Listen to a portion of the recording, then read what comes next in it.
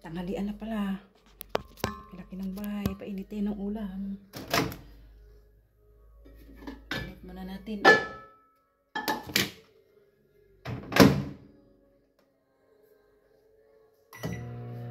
Wow. Hindi na pala yung ano ko ngayon. Binigyan pa ako ng chocolate. Chocolate. Iniwanan ako ng chocolate. Iniwan na rin ang sahod ko. O, diba? Painit tayo guys. Laki ng bahay guys. Katakot. Hadlo ko sa abat. Hintayin natin na ano guys. Inaubi na lang natin yung ulam natin. Iniwan na lang nila.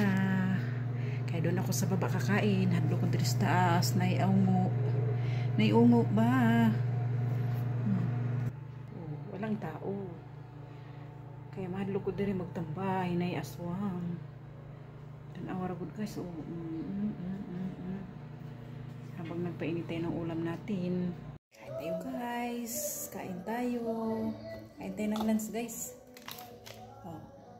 Sandy ang babaeng walang pahinga. Natin kailangan ng albert. Ang pahinga. Mayroon tayong estudyante. May ito ang single parent ng isang ina. Tatay at nanay sa tatlong anak. Kaya mga unta. Wala diri ang tagya sa balay.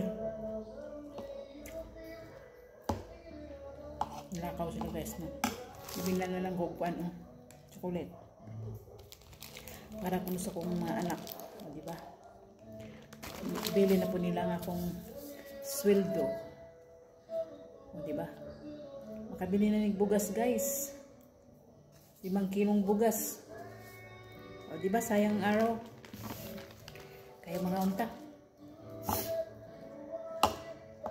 Kaon. Unta na guys na wala daw diok. Iba to sis, ano to? Extra income tuwing Sunday. May trabaho din tayo ng Monday to Friday. Minsan Saturday. Kaya sayang araw. Kailangan natin rumakit. Hindi pwedeng paisi-isi lang. Para sa ating pamilya.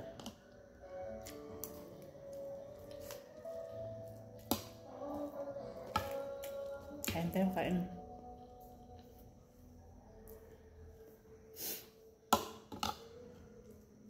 Ulam to eh. Corn beef. Mahang.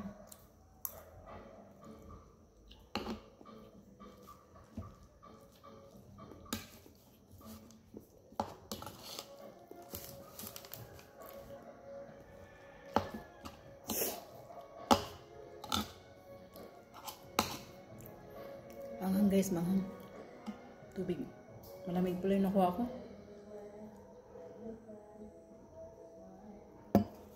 Tuwing Sunday lang to guys. Extra. Nakiusap ang aking dating boss. Wala na daw nag-maintenance ng garden niya.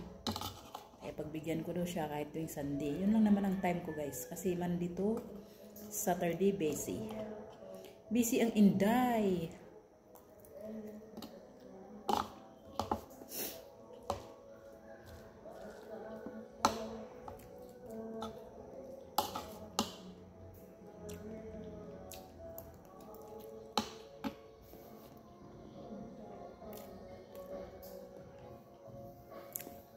Bye-bye. Thank you for watching.